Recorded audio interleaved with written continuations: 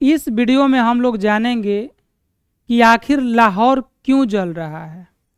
हजारों लोग पाकिस्तान की सड़कों पर हाथ में फिलिस्तीन का झंडा लेकर क्यों निकल आए हैं और पाकिस्तान के प्रशासन और पुलिस के साथ झड़प क्यों कर रहे हैं। आखिर ये मामला पूरा क्या है और कितने दिनों से ये झड़प चल रही है और इसके पीछे किसका हाथ है, मतलब किसके सहयोग और किसके दिशा निर्देश पर पाकिस्तान में लगातार झड़प बढ़ती जा रही है। आइए समझने का प्रयास करते हैं बिल्कुल आसान भाषा में। लेकिन सबसे पहले आप हेडलाइन देखिए। सभी न्यूज़पेपरों में हेडलाइन चल रहा है एटलीस्ट 2 डेड, मतलब कम से कम 2 लोगों की मृत्यु हो गई है और दर्जनों इंजर्ड हो गए हैं, मतलब दर्जनों लोग घायल हो चुके हैं।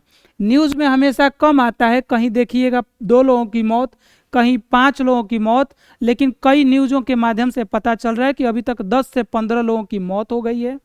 हिंसा अपना धीरे धीरे रूप बढ़ा लेता जा रहा है, लेकिन कहानी असल में क्या है आप सभी को पता ही होगा कि पिछले 2 सालों से 7 अक्टूबर 2023 से लेकर 7 अक्टूबर 2025 तक 2 साल तक लगातार गाजा का हमास और इजराइल के बीच में कॉन्फ्लिक्ट युद्ध चलता रहा, जिसमें फिलिस्तीन के लगभग 67-68 हजार लोगों की मृत्यु हुई और इजराइल के लगभग 1200-1300 लोगों की मृत्यु हो गई। इसमें कुछ होस्टेजेस इजराइल के होस्टेजेस को जो हमास से बंदी बनाया था उनको भी अब छोड़ दिया गया है, क्योंकि 9 अक्टूबर को आपको पता होगा कि इजराइल और हमास के बीच में सीज फायर हो गया। इसके पीछे अमेरिका का हस्तक्षेप था और अमेरिका के राष्ट्रपति ट्रंप ने मुख्य भूमिका निभाई थी। 20 अपने शर्त दिए थे 29 सितंबर को, जब अमेरिका में यूनाइटेड नेशन की जनरल असेंबली की बैठक चल रही थी। उसी समय जब इजराइल के पीएम नेतन्याहू वहां ट्रंप से मिले थे तो 20 पॉइंट का एक सीज फायर के शर्त को ट्रंप ने सबके सामने रखा था और उसी के बदौलत 9 अक्टूबर को इन दोनों के बीच में, हमास और इजराइल के बीच में सीज फायर हो जाता है। सीज फायर होने के बाद से हमास और इजराइल के बीच में धीरे धीरे शांति बहाल शुरू होती है, लेकिन पाकिस्तान में अशांति होनी शुरू हो जाती है।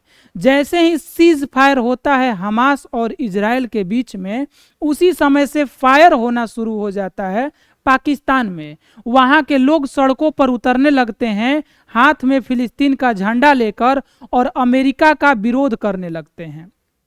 उनका मन होता है, असल में आपको मैं बताता हूं, पाकिस्तान की एक फेमस पार्टी है TLP, जिसके प्रमुख हैं साद रिजवी।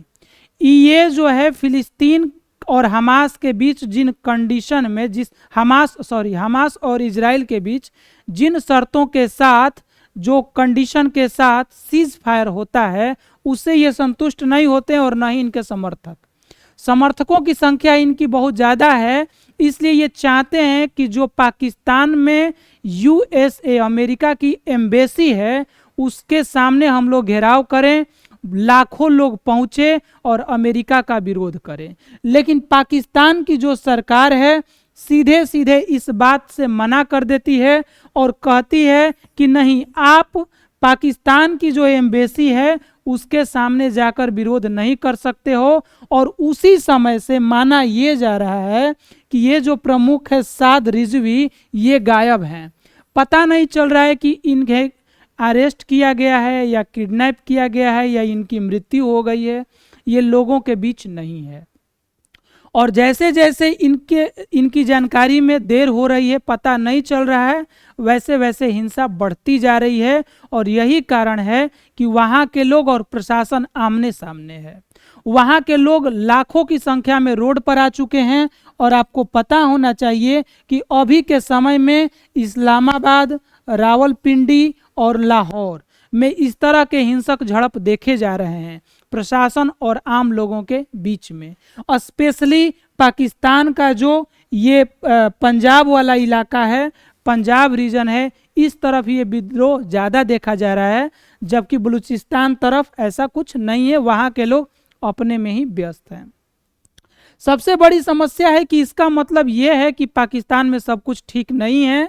जिस पाकिस्तान के पीएम अभी यूनाइटेड नेशन की जनरल असेंबली की मीटिंग के समय ट्रंप से मिले थे और उनका समर्थन किया था, यहाँ तक कि इन्हें नोबेल प्राइज दिलाने की भी बात कही थी, उससे पाकिस्तान के लोग संतुष्ट नहीं हैं और उन शर्तों के साथ जो इजराइल और गाजा के बीच में सीज फायर के लिए लागू किया गया है वो भी ठीक नहीं है। अब आगे देखना यह है कि इजराइल और हमास के बीच में कितने तक ये सीज फायर, कितने दिनों तक सीज फायर चलता है और पाकिस्तान में कितने दिनों तक फायर होता है।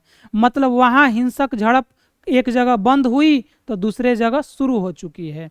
ये मामला कितना तूल पकड़ता है और आज आप इस खबर को लेकर क्या सोचते हैं, कमेंट बॉक्स में जवाब दीजिएगा। इसी तरह के जब जो भी न्यूज़ होंगे आसान भाषा में आप लोगों के सामने मैं लाने का प्रयास करूंगा। आपका कमेंट मेरे लिए मोटिवेशन होगा। धन्यवाद।